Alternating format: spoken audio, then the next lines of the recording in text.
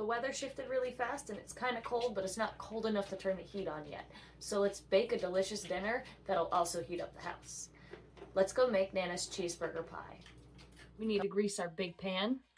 And for the record, I'm using a very big pan because I'm actually making a double batch. And as the name suggests, we're gonna need burgers. So let's go ahead and brown up our burgers, shall we?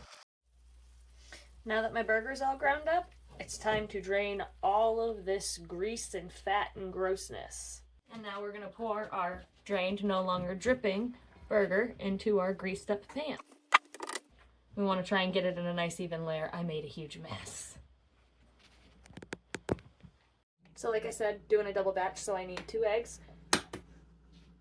And we wanna blend those up together before we add in our other ingredients. Now in a separate bowl, I'm going to mix together about a cup of my, well, I have knockoff Bisquick here, but Bisquick, about a cup of it roughly, and I want to mix that with about a half a cup of milk. And we're going to blend those 2 together.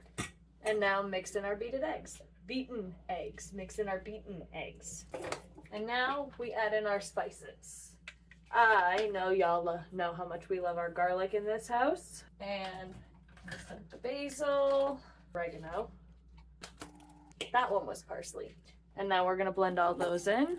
And then we need one final ingredient, flavor-wise, salt. Now for the cheese and cheeseburger pie. You can use whatever cheese you want to use. I'm using mozzarella. That was always Nana's favorite. Well, for cheeseburger pie at least. And we're gonna spread a generous layer over the top and then mix it into the burger. And normally, for a normal portion, I would use about 1 cup of cheese, but this time I'm gonna use about 2. Because again, double batch, lots of teenagers, delicious recipe. Great for leftovers. It also stores really well in the freezer. That looks good mixed through. And then we're just gonna do one more little dusting on the top that we're gonna let sit on the top. Sort of like a cheesy top crust, but not exactly. And now we're going to add in our pre-mixed mixture that we've already made with our seasonings and whatnot. Pour that over the top. And we want to zhuzh it in. I stand corrected. I don't think I made enough for how big my portion is. I'm gonna have to make up some more. Batch mix, let's try this again, shall we? Mixing it in as we go. Otto, stop. Sorry, apparently there's somebody at the farm stand. Now that my customers are all set at the farm stand, back to baking. Alright, that's mixed in nice and well. And you can see it's nice and coated and evenly spread out.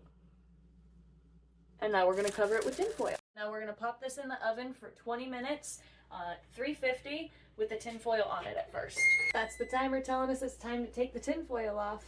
Back into the oven it goes. And we're going to let this bake for about another 10 to 15 more minutes until the top is nice and golden brown. So we started with 10 more minutes. Let's check it out and see how it did. That's going to need just a little bit longer. It's still a bit gooey and not quite fully formed the way we want it yet. Oven just done. Let's see if that last 8 minutes did it for us, shall we? Ooh, look at that. Nice and golden brown, just like we wanted. Now we're going to go ahead and let this cool. Alright, it's been close enough to 10 minutes. Let's cut into it and see how we did, shall we?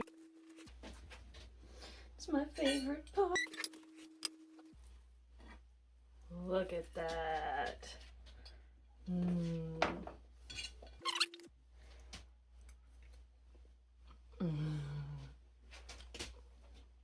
Just like Nana used to make.